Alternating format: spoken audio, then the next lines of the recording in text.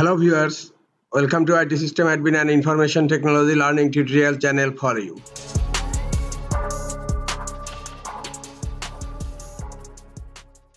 In this tutorial, I am going to show you how to split a table into two tables in Google Doc. Sometimes it becomes very important for you, so don't forget to watch full video. To split a table into two tables in Google Docs, open the document in your Google Doc. Here I have a table. I want to split the table from third line to the end. Select the rows which you want to split and then right click and now click on cut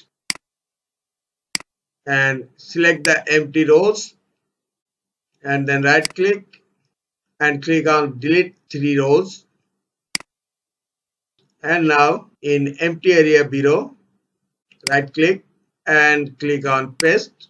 Now click on the first cell of newly created table, right click and click insert row above, and now go to the title row and copy, go to second table and in first cell right click and click on paste.